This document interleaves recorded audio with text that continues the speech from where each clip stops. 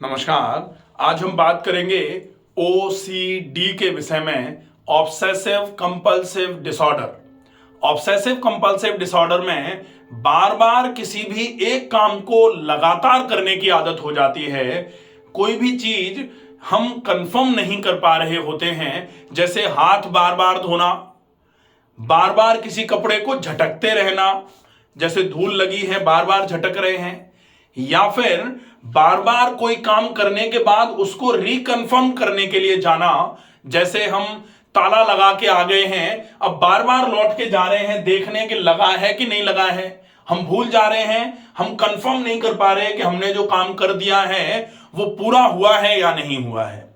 तो ये जो लैक ऑफ कंफर्मेशन या फिर बार बार रिकन्फर्मेशन की आदत जो है, हाथ धुले शायद पूरे नहीं धुल पाए इसलिए लाओ दोबारा धो लेते हैं, फिर दोबारा धो लिए उसके बाद भी मन कहेगा शायद थोड़ा रह गया, लाओ तीसरी बार धो लेते हैं।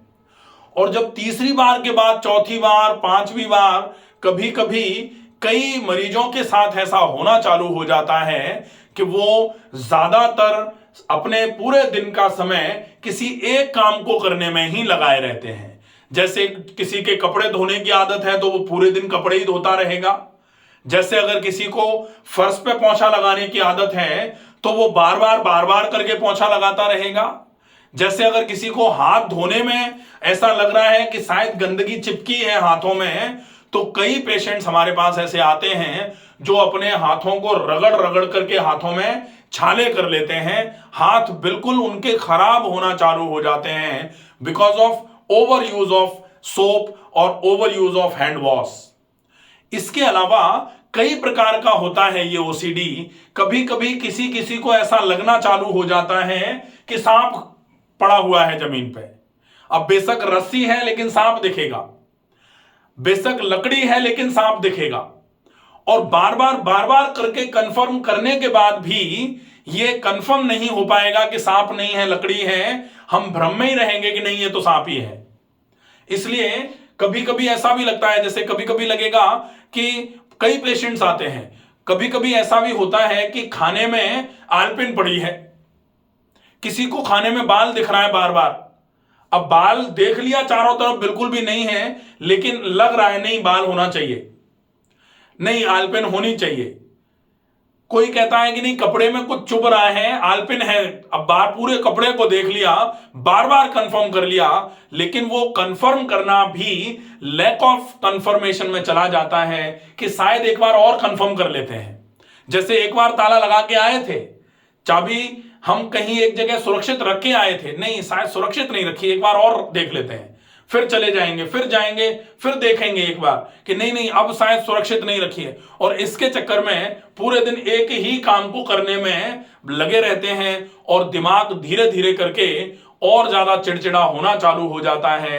तो ये ओसीडी के जो पेशेंट्स हैं ये कभी कभी डिप्रेशन या एंजाइटी के पेशेंट भी हो जाते हैं, और कभी कभी क्यों ज्यादातर हो जाते हैं कि ओसीडी अकेली नहीं रहती है कभी ये प्रॉब्लम, ओसीडी के साथ में आइदर डिप्रेशन और एंजाइटी, या फिर ये ऊपर नीचे, कभी कभी डिप्रेशन कभी कभी एंजाइटी, कभी कभी ऐसा लग रहा है जैसे हमसे तो कुछ ही नहीं हो पा रहा, और कभी कभी ऐसा लग रहा है जैसे पूरी दुनिया बेकार है, हम केवल सही समझ रहे हैं, बाकी पूरी दुनिया समझ ही नहीं रही हमारी बात को।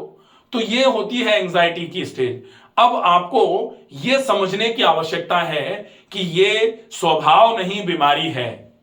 कभी कभी घर वाले भी, मरीज के घर वाले ये समझने लग जाते हैं कि ये तो इनका स्वभाव है, ये स्वभाव नहीं है, ये बीमारी है, और ये जो आदत है जो स्वभाव मानी जा रही है, समझी जा रही है, ये बीमारी का लक्षण है।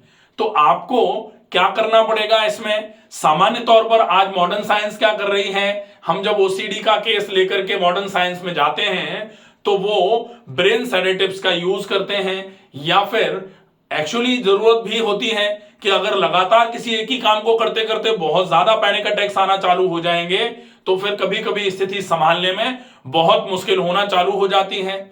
ऐसी स्थिति में बहुत आवश्यकता होती है कि आप रिकन्फर्मेशन जो है, वो कंफर्मेशन का जो प्रोसेस है उसको अच्छे तरीके से समझने के प्रयास में जुट जाएं। और कैसे जुटेंगे? आपको नॉलेज होनी चाहिए, नॉलेज का मतलब क्या है? आप इतना समझ रखें कि अगर हमने किसी भी चीज को ऊपर से लेके नीचे तक एक बार अच्छे तरीके से कंफर्म करके देख लिया, उसके बाद गुंजाइश नहीं है, तब फिर हम उस काम को करने में धीरे धीरे करके आराम में आ सकते हैं।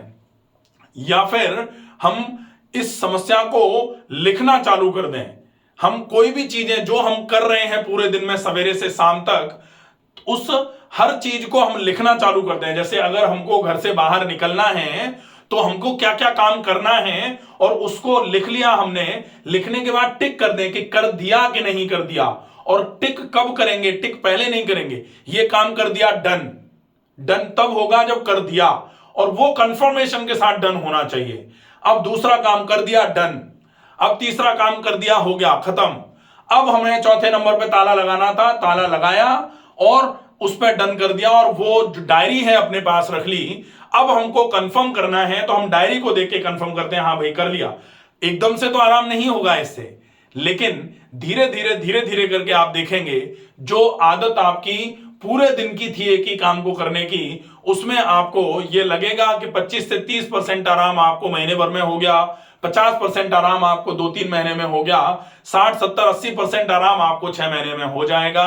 और इसके बाद धीरे धीरे धीरे धीरे करके आपकी ये जो आदत है या जो आपकी ये बीमारी है, इस बीमारी में आपको पूरा आराम भी हो जाएगा। लेकिन इस समस्या में सामान्य तौर पर जो इलाज है, इलाज एंग्जियस नहीं हो सकता है। इलाज अगर आप चाहें कि आपको किसी को समझाना है, या फिर कोई अगर मान लो ओसीडी का पेशेंट है, वो लगातार एक ही चीज को करे जा रहा है, और आप अगर उस पर बहुत तेज गुस्सा करके या फिर कभी कभी हाथापाई करके समझाने की जो कोशिश होती है या जो प्रयास होता है, वो हमेशा ही असफल रहा है, उस केस में वो आदत तो छूटेगी नहीं, पेशेंट और एंजाइटी से भर जाएगा, ये आपके लिए प्रॉब्लम हो जाएगी। इसलिए आपको ये विशेष ध्यान रखना है कि ये एक समस्या है, बीमारी है, और बीमारी है तो फिर बीमारी का इलाज करना आवश्यक है।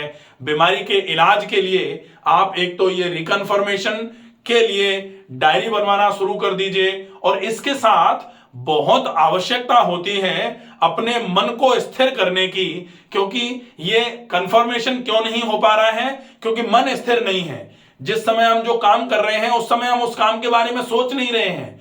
अगर हम उस काम के बारे में सोच रहे होते, हमारा पूरा मन उस जगह पर ही होता, तो डेफिनेटली ये रिकन्फर्मेशन जो है ज्यादा से ज्यादा एक बार और करते हैं। जैसे बहुत सारे लोगों की आदत होती है, एक बार तो कंफर्म, अगर मान लो कोई बहुत जिम्मेदारी वाला काम होता है, जैसे पैसे अगर किसी को दिए हैं, तो एक आध बार तो पैसे कोई देखेगा ही, लेकिन पैसे पर ही नजर बनी रहे। बार बार कहा जाता है कि अगर कोई ऐसा सामान लेके जा रहे हैं जो बहुत अहम है और उस पर बार बार करके निगाह करते हैं, तो बाकी सब लोगों को पता लग जाता है कि कुछ बहुत अहम जा रहा है, और फिर जरूर कुछ गड़बड़ हो जाती है। इसलिए यह बहुत आवश्यकता है कि आप कैसे भी करके अपने फोकस को, अपने कंसंट्रेशन को बनाएं, और उस केस में योगा आपकी बहुत अच्छे तरीके से मदद कर पाएगा। योगा में आसन कराने हैं, योगा में प्राणायाम करा सकते हैं, योगा में प्रत्याहार कराया जा सकता है, इंद्रियों को बाहरी विषयों से हटा करके आंतरिक विषयों पर लगाना, और उसके बाद धीरे धीरे करके धारणा करा करके फिर आप ध्यान की तरफ पेशेंट को ले जा सकते हैं। या फिर अगर ऐसा कभी लग रहा है कि पेशेंट ज्यादा, मरीज जो है वो ज्यादा परेशान है, तो फिर आप ओसीडी के लिए किसी भी जो प्रैक्टिशनर्स हैं ओसीडी को जो ट्रीट करते हैं उनके पास ले जाएं, या फिर कहीं रिहैबिलिटेशन सेंटर है, नेचुरोपैथी सेंटर है आपके आसपास कहीं है तो आप वहां ले जाएं।